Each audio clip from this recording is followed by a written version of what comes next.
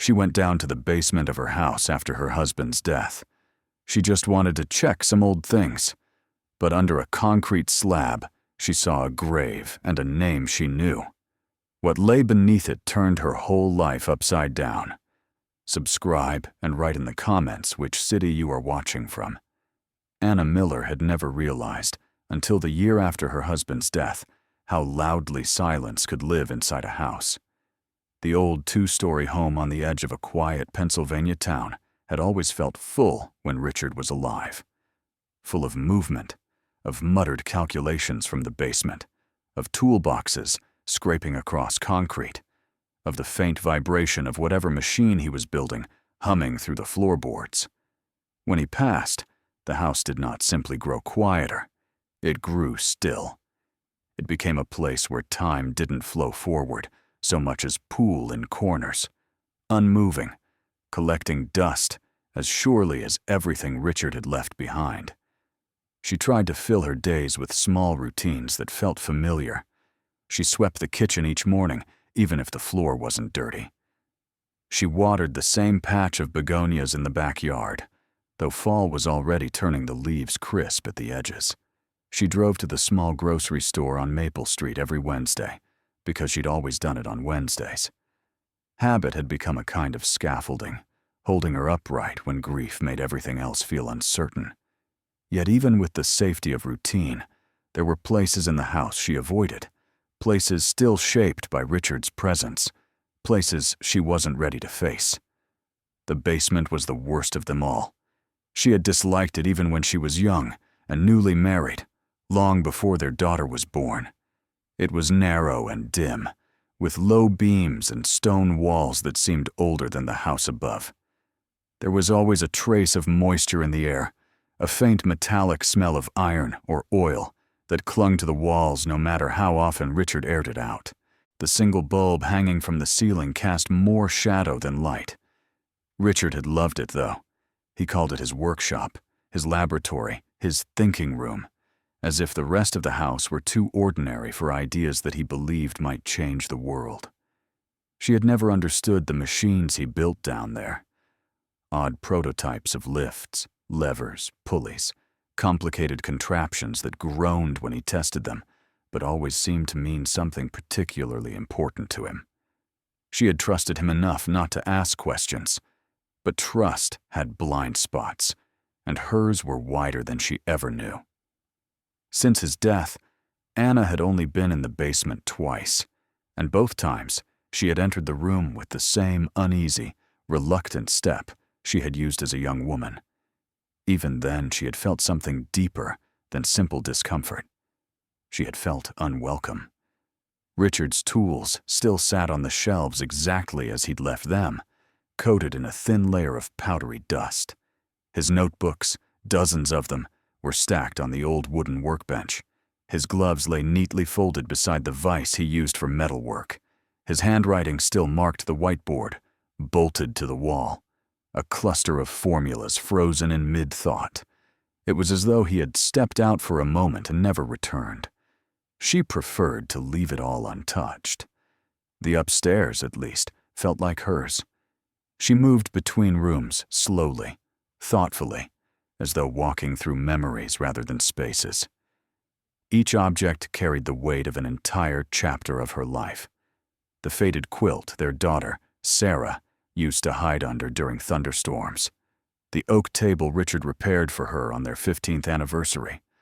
The black and white photograph of Sarah smiling at age 9, wearing a bicycle helmet too big for her head, grinning at something beyond the frame. The photograph had always been one of Anna's favorites. It was taken only 2 years before the accident that had changed everything. Even after so many years, the memory of that day had not softened. It came back in flashes. Sirens wailing down the street, the neighbor pounding on the door, Richard's voice hoarse and shaking as he shouted her name. She had found him outside his workshop, pale as chalk, his hands trembling so violently that she had to hold one of them to keep him from collapsing. The paramedics arrived too quickly for her to understand what was happening, and when they carried Sarah's still, covered body out of the basement, Anna had screamed until she could scarcely breathe. Richard had held her, whispering through tears that he was sorry, that he hadn't meant for any of it to happen, that she shouldn't see Sarah. Not like this. Not with the injuries she had sustained. He told her he would take care of everything. He told her to trust him. And she had. She had been drowning in grief, barely able to walk from room to room, and Richard had handled the arrangements quietly, telling her only that the funeral had been small and private, just as Sarah would have wanted. Anna had accepted every word blindly, because the pain was too great to question anything. Eventually, she stopped asking questions altogether. It was easier to believe what she had been told than confront the possibility that something was wrong. Nearly 3 decades later, the ache still returned, like a bruise that had never fully healed. Losing Richard had brought those memories back sharper, as if losing both of them, but her husband and the only person who remembered their daughter as she had been, had reopened a wound she had spent years trying to close.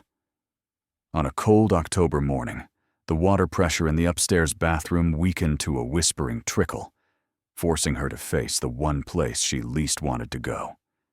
The plumber she called told her that if the problem was what he suspected, a blockage in a lower pipeline, he would need access to the auxiliary shutoff valve in the basement. He could come in 3 days. Anna had thanked him politely and hung up, feeling her chest tighten. She didn't want a stranger wandering through Richard's workshop. The idea made her strangely protective, though she didn't quite understand why. She told herself she would simply check the basement first. Perhaps it was something small she could fix herself. She waited until the afternoon sun had moved across the living room wall before gathering her courage. She slipped on her thick house shoes, grabbed a flashlight from the kitchen drawer, and made her way to the door that led downstairs. The wooden frame creaked softly, as if the house itself hesitated to let her pass. When she opened the door, the cool, stale air from below drifted upward, brushing against her skin like a memory she didn't want to feel. She paused on the top step, gripping the handrail. For a moment, she almost turned back. But the thought of the plumber poking through Richard's things pushed her forward. This was her house, her husband's space, her daughter's past. She would handle it. Each step creaked under her weight, her flashlight beam cutting a narrow path through the dim half-light. Shadows stretched from the workbench to the far wall, and the smell of old oil and dust grew stronger as she reached the bottom. She tried to move quickly, more out of discomfort than fear, and made her way toward the utility box near the back wall. That was when she noticed it. At first, she didn't understand what she was looking at. The concrete floor was patchy in places, uneven in color, but one particular section, near Richard's workbench, looked different. She had never paid close attention before, but now she realized the shape was too precise to be accidental. It was a rectangular slab, slightly lighter than the surrounding concrete, with faint tool marks along the edges, as if it had been poured later, at a different time than the original floor. She shone her flashlight directly on it. Something about it unsettled her deeply, something she couldn't immediately name. She knelt carefully, her joints protesting, and tapped the surface with the handle of her flashlight. A hollow echo answered her. The sound was so unexpected that she nearly dropped the light. Hollow, under a cement floor that should have been solid. She tapped again, this time with trembling fingers, and heard the same unmistakable emptiness beneath. Her pulse quickened. A coldness spread through her chest, though the air around her was already chilly. She didn't believe in intuition or omens, but she felt something unmistakable then. A quiet, terrible certainty that something was wrong. Something hidden. Her breath unsteady, she looked around until she spotted Richard's old pry bar leaning against the wall. It took both hands to lift it, the metal colder than she expected. She returned to the slab and wedged the bar into the faint gap between the concrete and the surrounding floor. It resisted at first, refusing to budge, as though the house itself objected to her interference. But Anna pressed harder, teeth clenched, feet braced against the floor. The slab lifted a fraction. She repositioned the bar, lifted again, straining her back until it ached. Slowly, inch by stubborn inch, the slab rose enough for her to push it aside. The heavy scrape of concrete against concrete echoed through the basement like a warning. Beneath the slab lay compacted, earth-dark, uneven, freshly disturbed compared to the dryness around it.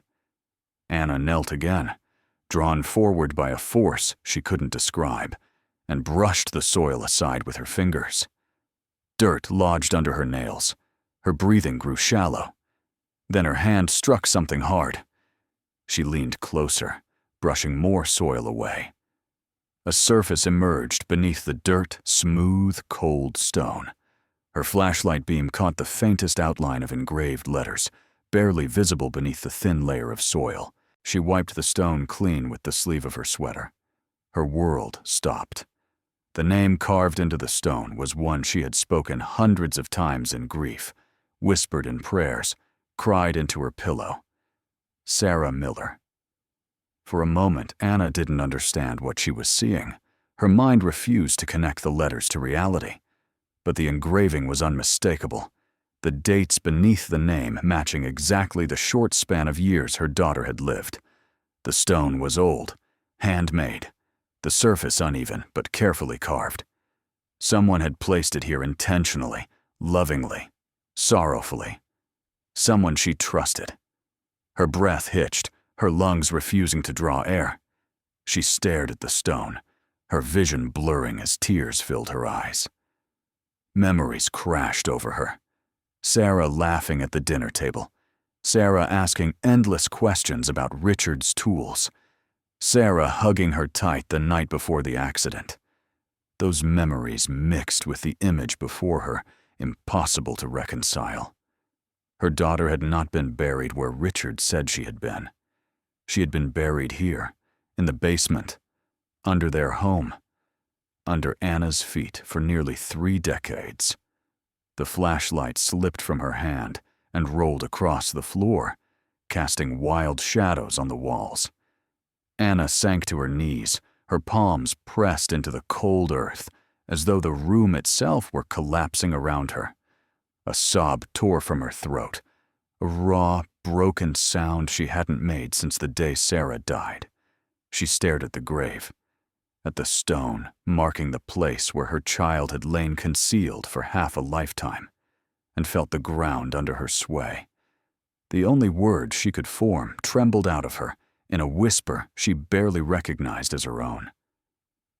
"Richard, what did you do?" For a long time after the whisper left her lips, Anna couldn't move. The basement felt smaller than it had moments earlier, the air heavier, as if the discovery itself had changed the very weight of the world around her. She crouched in the dirt, her hands trembling uncontrollably, her breath uneven and shallow. She could not tear her eyes away from the gravestone, from the too familiar name engraved in cold stone. The floor beneath her seemed to pulse with the unbearable truth that she had lived above her daughter's hidden resting place for 26 years without the faintest idea. She forced herself to look around, searching for something. Logic, reason, explanation. But the basement offered no comfort. Only shadows. Only silence. Only remnants of Richard's secrets. When she tried to stand, her legs nearly buckled. She clutched the edge of the workbench for support, inhaling sharply as she steadied herself. Every part of her mind rebelled against what she had seen, insisting she must be mistaken, that she must be confused, that grief and shock were making her see patterns where none existed. But the stone remained exactly where it was, carved with her daughter's name, clear and undeniable. She backed away slowly, unable to stay in the room a second longer. She made it to the stairs and climbed them with a stiffness that came not from age, but from fear. When she reached the kitchen, She closed the basement door with a shaking hand, as though she could lock away the nightmare waiting beneath her feet. She pressed her forehead to the wooden surface and held herself there for several breaths, willing her heart to slow. It refused. Her first instinct was to call her neighbor, but what would she say? She couldn't imagine speaking the words aloud, couldn't imagine telling anyone that she had found her daughter's grave under her own house. Even thinking the sentence felt impossible. But she needed help. She knew that. She grabbed her phone from the counter, her fingers clumsy and cold, and stared at the screen. She had to call someone official, someone who could confirm or deny, someone who could touch the thing she couldn't bring herself to face again. Her thumb hovered over the numbers, shaking so violently she had to grip the phone with both hands. She dialed 911. Her voice barely worked when the dispatcher answered. It came out thin, breathless, uneven. There's something in my basement, she managed. You need to send someone. Please. The dispatcher asked questions. Standard, calm, professional, but the words blurred in Anna's ears. She answered as best she could, repeating the only phrase that felt real. It's a grave. I found a grave. The dispatcher's tone shifted. The conversation grew slower, more deliberate. Help was on the way. By the time the police car rolled into her driveway, Anna was standing on the porch, arms wrapped around her body despite the mild weather. Her eyes were swollen, but dry now. She felt emptied out, like sorrow had hollowed her, leaving only exhaustion behind. 2 officers approached her, young men who tried to mask their concern with professionalism. She pointed them toward the basement and followed them only as far as the doorway. She could not bring herself to go down again. From upstairs, she heard the officers' footsteps, then a stunned silence. Nothing in their training could have prepared them for such a discovery. When they climbed back up, their faces were pale. Their expressions altered in a way she recognized instantly. They had seen something they wished they hadn't. One officer gently asked her to wait outside while they radioed for backup. She complied, because she could do nothing else. She stepped into the yard and stood beneath the large maple tree Richard had planted decades ago. Its branches swayed lightly, as if whispering things she didn't want to hear. She felt strangely detached from her surroundings, as though she were watching herself from somewhere far away. The world had tilted, her life had cracked open, and she could never return to the person she was only an hour before. Within half an hour, 2 additional police vehicles and a forensic van arrived. The quiet street, usually empty save for an occasional jogger or dog walker, suddenly looked crowded, filled with uniforms and equipment cases and cautious movements. Neighbors peeked from windows, drawn by the flashing lights, but no one ventured close. The officers kept the curious at bay, setting up yellow markers across the lawn and the walkway, surrounding Anna's home with a sense of official gravity. The basement was soon designated a crime scene, though no one dared to say the words aloud around her. The forensic team descended into the darkness, wearing gloves, masks, and professional caution. She stood by the door, clutching a cup of untouched tea someone had handed her. The steam had long faded, leaving the liquid cold and uninviting, yet she held the cup anyway, as though its weight anchored her. One of the forensic technicians gently approached her and asked her to recount everything she had seen. She tried, though her voice wavered and stopped often. The technician listened with the patience of someone who had heard many stories like this. Stories of shock, betrayal, grief, but Anna knew there was something different about hers, something more tragic, something more personal. Hours passed. The sun moved across the sky, and the shadows in the yard lengthened. Finally, one of the lead investigators approached her. His face was somber, his manner careful, and she braced herself before he even spoke. "Mrs. Miller," he said softly, "we need you to step inside for a moment. There's something we want to show you." She followed them slowly down the stairs, her heart pounding again as it had earlier. This time, The basement was lit brightly by several portable lamps. The harsh white light revealed far more than her single flashlight ever could. The soil around the stone had been carefully brushed away, the grave partially exposed, but what drew her eye was the second rectangular shape beside it, another slab, slightly larger and thicker, which she hadn't noticed before. It too had been uncovered. The investigator gestured toward it. "This was buried next to the grave," he explained. "We opened it." He stepped aside so she could see the contents laid out on a sheet of clean plastic. There were papers, yellowed, fragile, some of them torn at the edges, as though they had been stored with little care. Schematics covered with neat handwriting, detailed sketches of metal frames, pulleys, and mechanical parts she didn't recognize. Equations and notes written in her husband's unmistakable script. And pieces of machinery, rusted, bent, some broken clean through, resting like remnants of a failed invention. Her throat tightened painfully. She recognized the handwriting instantly. Richard had made these sketches. Richard had written these notes. Richard had buried them. The investigator watched her carefully. "Do you know what any of this is?" She shook her head slowly. "My husband. He was always building things. Experimental machines. He said they were nothing important. Do you remember if he was working on anything around the time of your daughter's accident?" Anna swallowed hard. The memories flickered before her eyes. Richard running calculations late into the night. The heavy clank of metal from the basement on evenings when she was already in bed. Sarah sitting near him with fascination as he showed her how gears locked together. She nodded weakly. He had. Some kind of project. A large one. I never understood it. The investigator exchanged a subtle glance with one of his colleagues. Anna noticed, even through her shock. They were forming theories already, theories she couldn't yet bear to consider. She stepped back as the team continued its work. She watched as they took careful photographs, bagged pieces of metal, lifted the gravestone with solemn precision, and gently removed what lay beneath. She turned away before she could see too much. She wasn't ready. Not yet.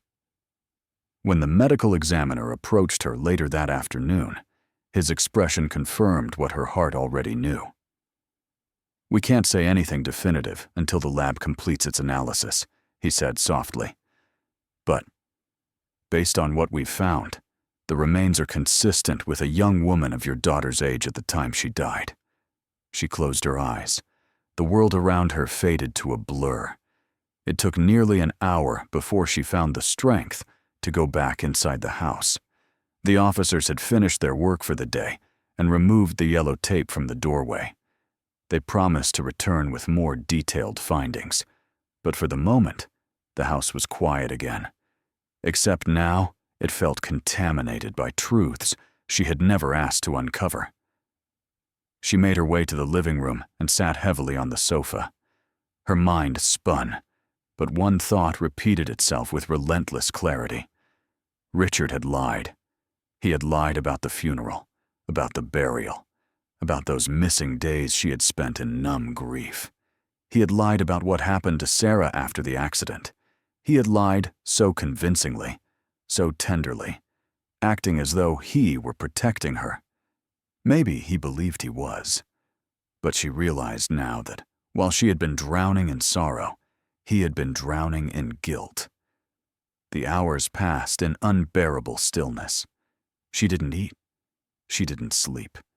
She simply sat in the dimming light of the living room, listening to the clock tick as it had every day since Richard died. Steady, unchanging, unaware that the world around it had come undone. Near sunset, a knock sounded at the front door. She already knew who it would be. She stood slowly, smoothing her sweater with unsteady hands, and opened the door to find the lead investigator standing there again, hat in hand, face heavy with compassion. "Mrs. Miller," he said softly, "I'm very sorry to tell you this.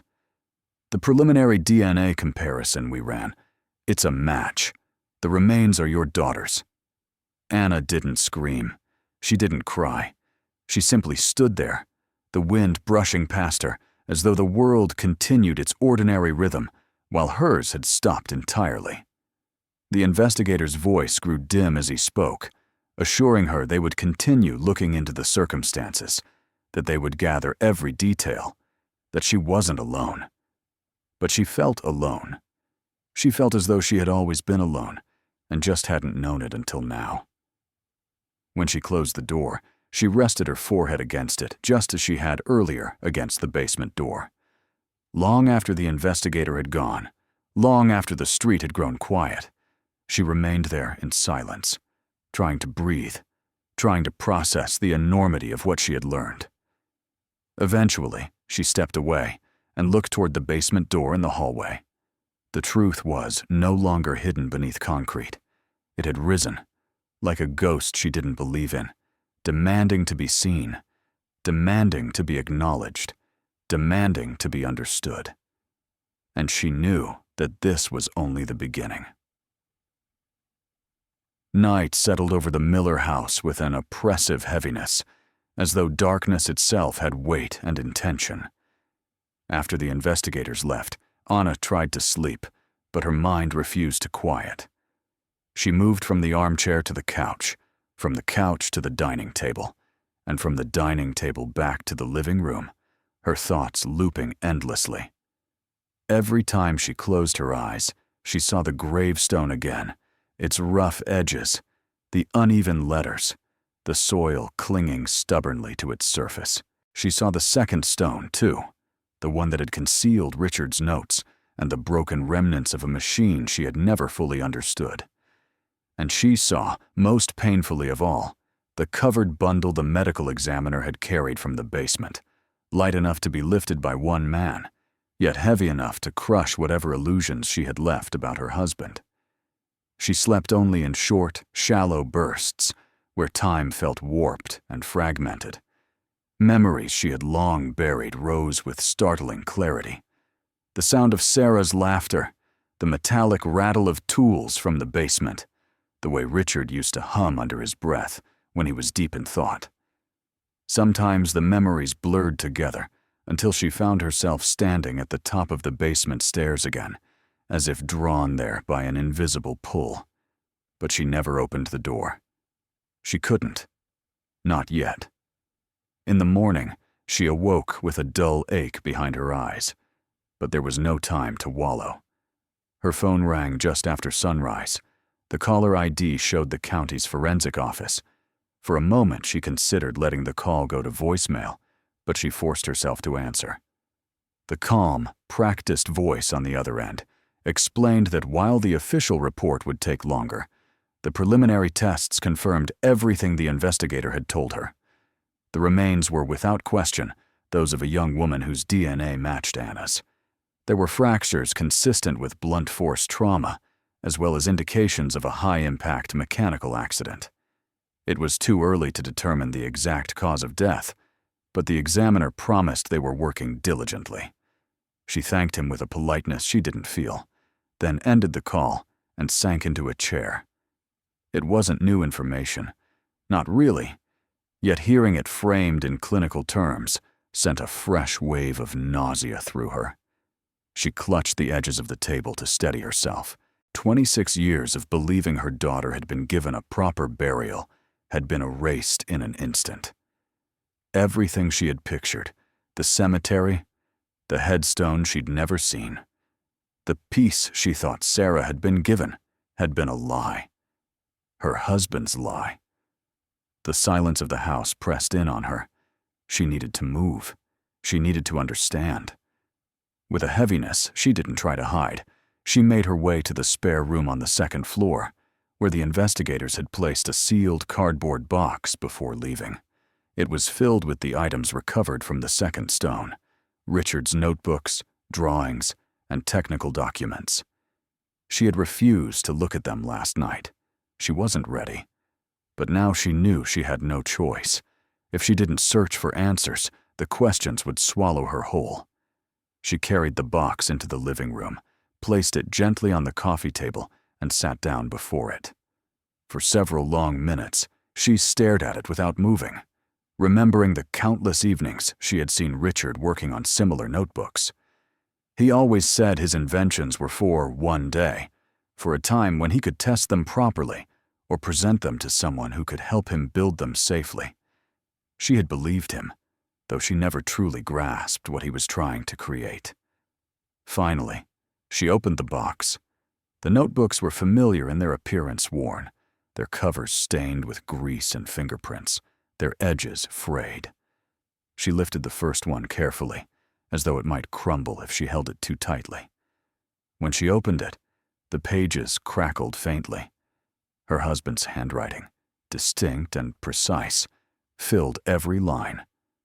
At first, the contents were purely technical, sketches of mechanical arms, hydraulic systems labeled with numbers, diagrams of pulleys, and levers annotated in fine detail. She recognized none of it, but as she flipped further, the entries became less formal and more personal, slipping from diagrams into thoughts.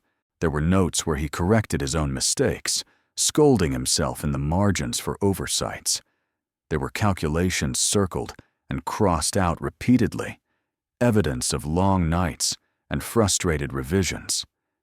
The deeper she read, the more she found pieces of a man she had never fully known. Richard had always been private with his work, but she had convinced herself it was because he wanted to surprise her someday with something grand. Now she realized it was because he feared she would see, long before this moment, where his obsession had led.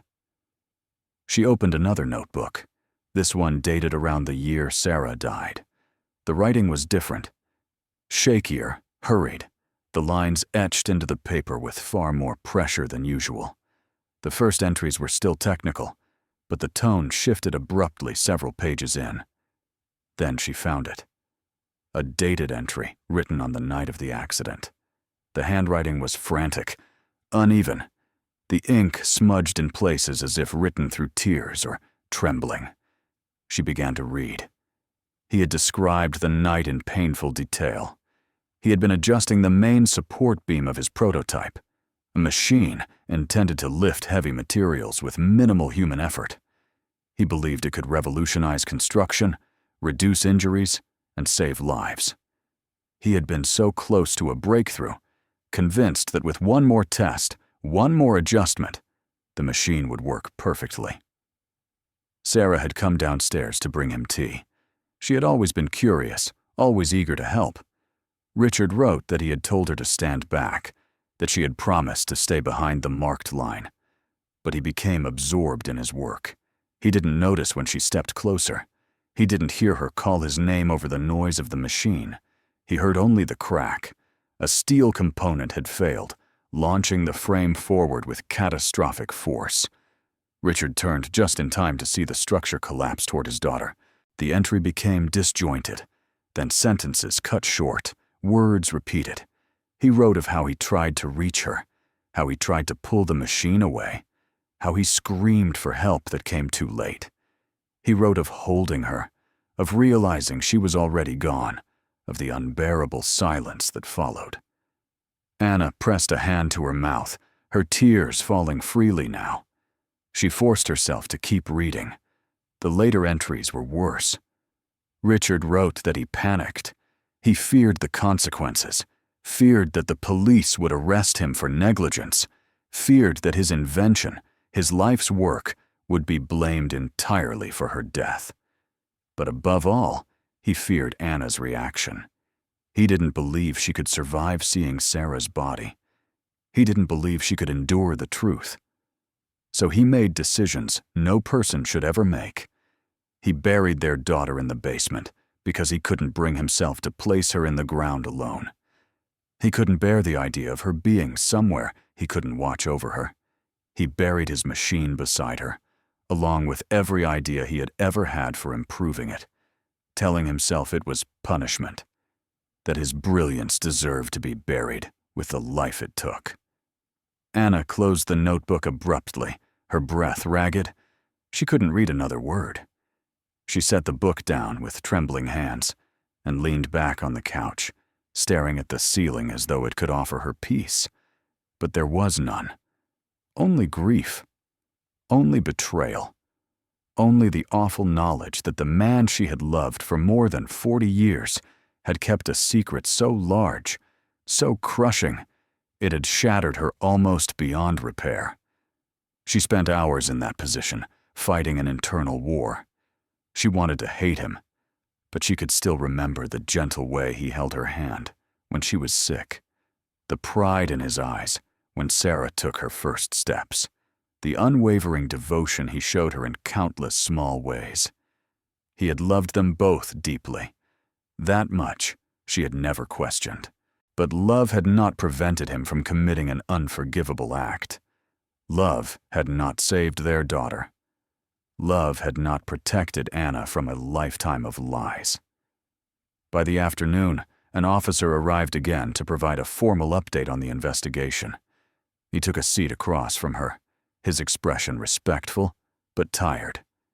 She listened numbly as he explained that they were treating the matter as a historical case now, though the legal implications were complicated, given how much time had passed and the fact that the primary suspect, her husband, was deceased. They had found no evidence yet of any accomplice, though they were investigating a former colleague of Richard's based on some letters they'd uncovered. They asked her questions. Did she recall any unusual visitors around the time of the accident? Did Richard ever mention working with someone on the machine? Did she ever see anyone helping him transport heavy materials into the basement? She tried to answer honestly, though her memories of that time were warped by grief.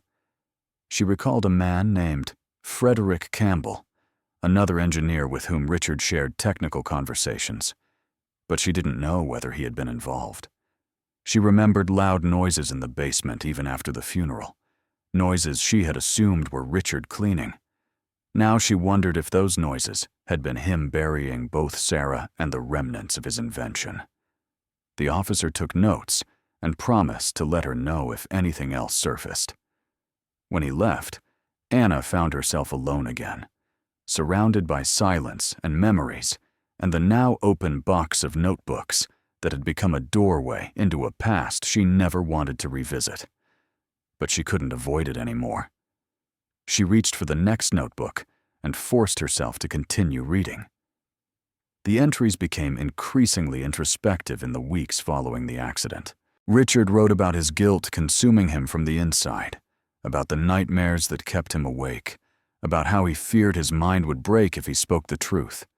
He wrote about Anna's grief, how fragile she had been, how lost, how he couldn't bring himself to add more pain to her already shattered heart. Later entries revealed that he had planned to confess many times.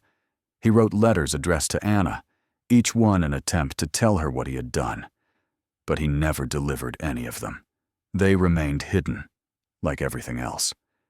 He had hoped that burying the invention would end the part of him that had caused the tragedy. He swore never to touch engineering again, and he kept that promise. After Sarah's death, he never built another machine.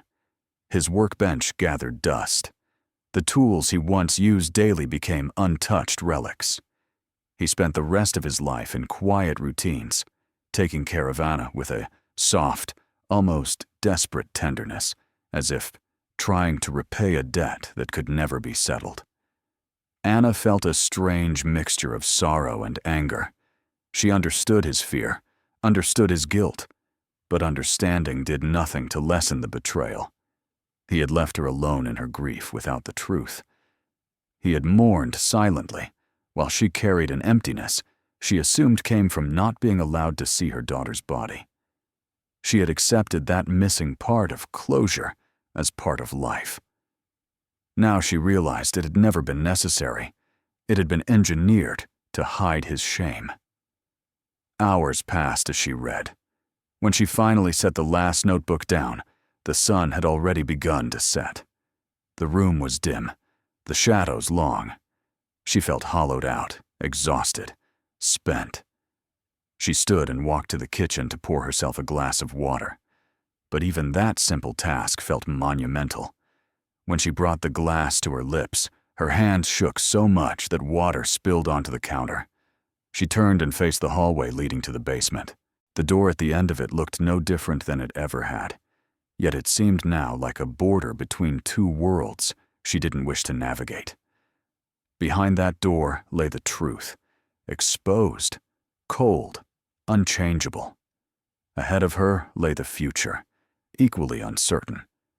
But one truth surfaced clearly as she stood there, gripping the counter with trembling fingers. She couldn't stay paralyzed. She needed to take the next step, not because she was ready, but because she had no choice. Tomorrow, she would have to bury her daughter properly. Tomorrow, she would have to face Richard again, not as the husband who had loved her, but as the man who had deceived her. Tomorrow, she would decide what to do with the house that had become a mausoleum of lies. But tonight, all she could do was sit in the quiet and try, with great difficulty, to breathe. When she returned to the living room and lowered herself into the armchair, she knew, without question, that her life had split cleanly into two halves. The years she believed one story, and the years that would follow now that she knew the truth. And nothing, not her memories, not her grief, not even her love for her husband, would ever be the same again. In the days that followed, the Miller house seemed to stretch and shrink at the same time, too large for one woman to inhabit alone, too small to hold the enormity of the truth she now carried. Anna moved through its rooms, as if stepping through layers of her own memory, each space echoing with the life she once believed she understood. She lived quietly, mechanically, but no part of her felt steady. It was as though every breath reminded her of the truth she had unearthed. Every sound in the empty house reminded her of all the years she had lived with a secret she never asked to share. The investigators returned several times, always polite, always solemn, as though careful not to place further weight on her already fractured heart. They brought her updates, though little changed. They confirmed the mechanical components were from a prototype engineered by her husband. They confirmed the remains were now securely in the custody of the county coroner. They confirmed that the letters Richard had written were being analyzed for context and timeline. None of it surprised her. She felt as though she had already lived all these revelations once, painfully, through the pages of his notebooks. It was the final visit from the medical examiner that shifted the world again, not with new information, but with confirmation.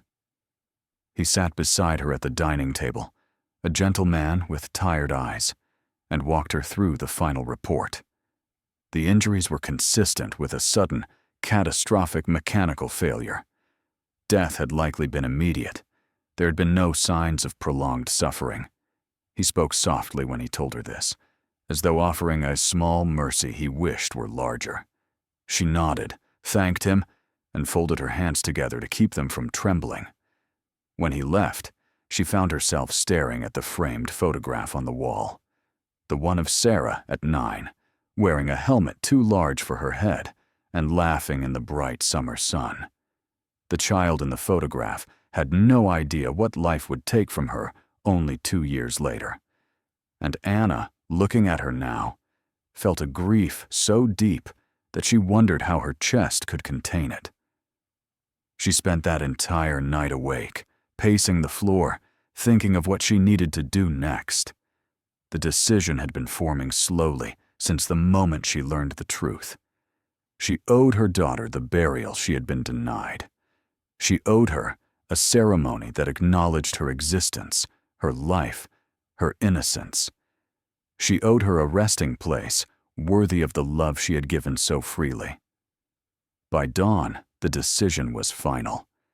She contacted a funeral home in town, a place she had not visited since her own mother died, and explained, in careful, halting words, what she needed. The director, a patient woman with gray hair pulled back in a tidy bun, spoke gently and assured Anna they would handle everything. They would help her plan the service, arrange the burial, coordinate with the church if she wished. They would make sure Sarah was laid to rest with dignity. Anna thanked her repeatedly, feeling tears rise from a place inside her she had not touched in decades. The funeral was scheduled for the end of the week.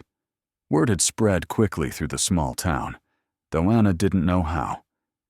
When she arrived at the chapel on the day of the service, she found more people there than she expected. Neighbors who remembered Sarah's laughter echoing in the yard, a few of her childhood teachers now older and slower, a couple of women who had once been part of the PTA with her. Even the lead investigator stood quietly in the back, hat removed, his presence a respectful acknowledgement of the painful journey she had taken. The urn sat at the front of the chapel, atop a small table draped in white cloth. A bouquet of lilies rested beside it, Sarah's favorite flower, though she doubted anyone but her and Richard would have known that. The sight of the urn made her breath catch. It was the first time she had seen anything that represented her daughter's physical remains. For 26 years, she had believed Sarah lay beneath a headstone she had never visited, in a cemetery she never truly questioned. Yet here she was in the chapel, finally able to say goodbye. When it came time to speak, she stood slowly, holding the back of the pew for balance. She stepped forward, turned to face the gathered group, and felt her voice tremble before she even spoke. She didn't prepare a speech. She couldn't have. Instead, she let the words come from the place in her heart where grief and love intertwined. Sarah was the joy of our lives, she began softly, her voice echoing faintly in the chapel. She had a kindness about her that made every room feel warmer. She was curious, bright, always asking questions, always eager to help her father, in ways I thought were too complicated for a child to understand. She loved us deeply, and we loved her more than I can put into words. Her voice cracked, and she paused. Her life ended too soon, she continued, far sooner than I ever imagined possible. And the truth of how she left this world has been difficult to face. But she deserved better.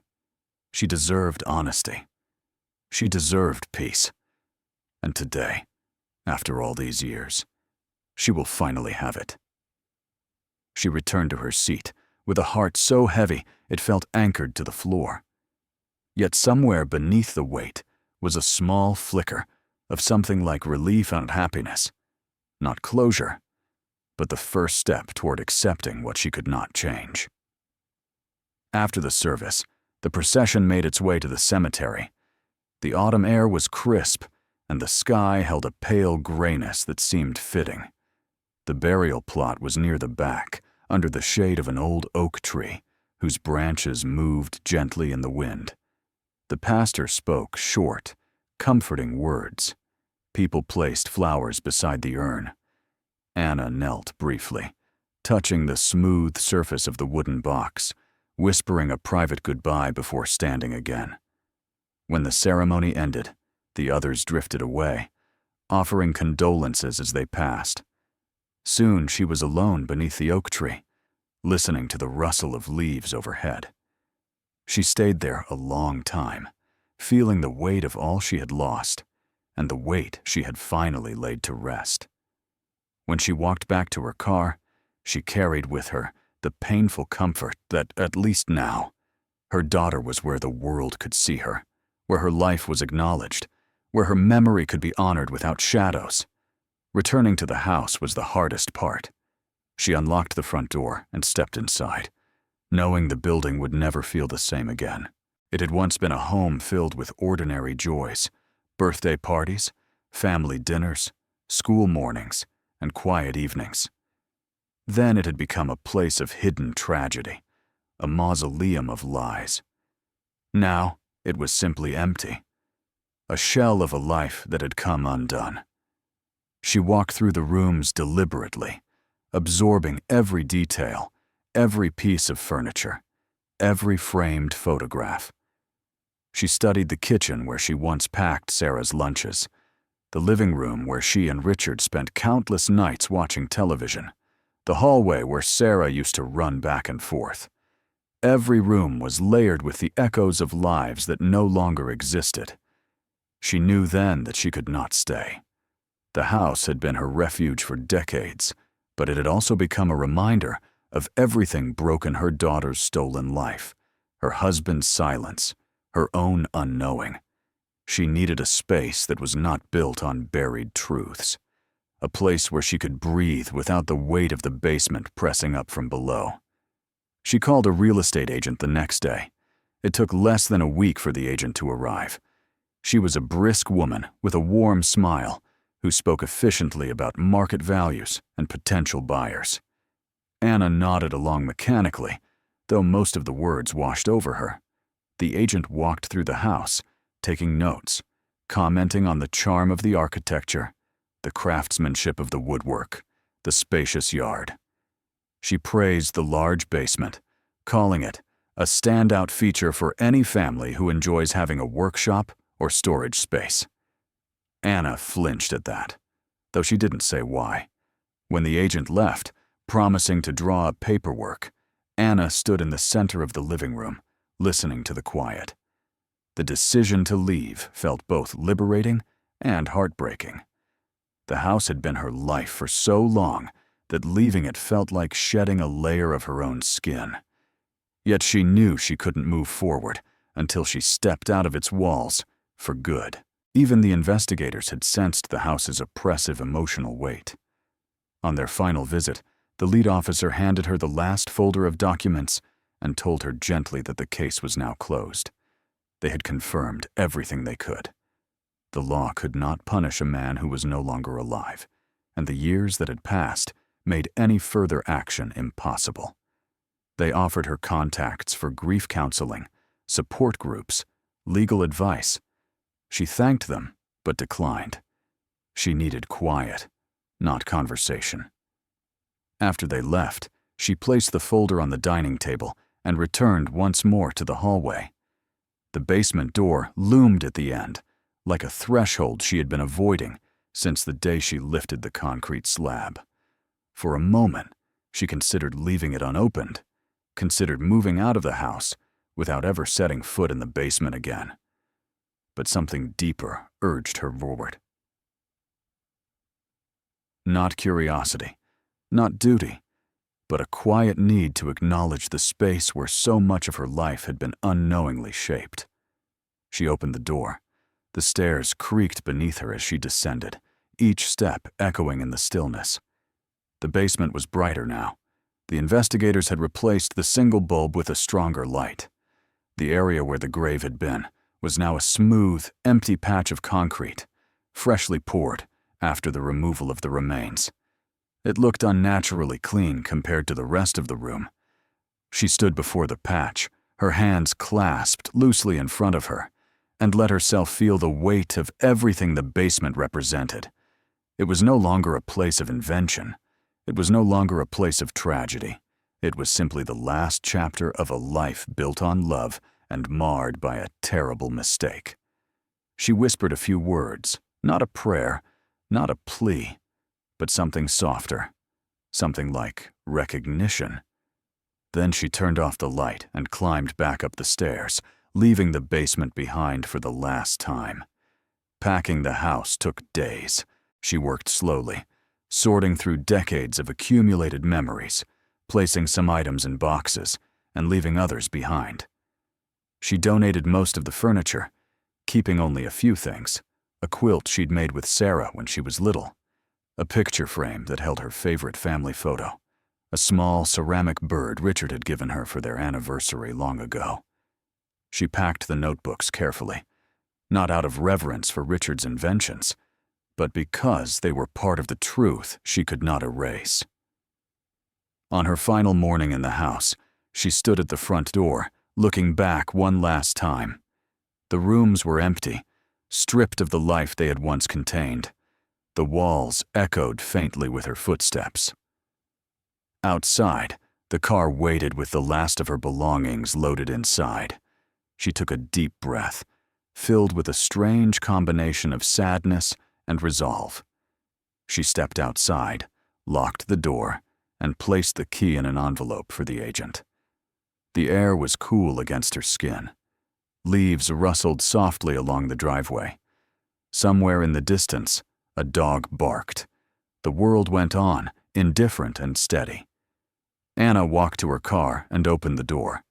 Before getting in, she took one final look at the house, the place where she had loved, suffered, endured, and survived. Then she closed the door, started the engine, and drove toward the small senior community where she had decided to live. For the first time in 26 years, she felt something close to freedom. Not happiness, not peace, but the quiet, fragile beginning of a life in which the truth was no longer buried beneath her feet. She would carry her daughter's memory with her. She would carry the truth of her husband's actions with her, too. Not as a weight meant to destroy her, but as a testament to everything she had endured. And as she drove away, leaving the house receding in the rearview mirror, she understood that while the past could not be changed, the future, whatever it held, was finally hers to claim. Subscribe to the channel, watch the next videos, and share this one with others.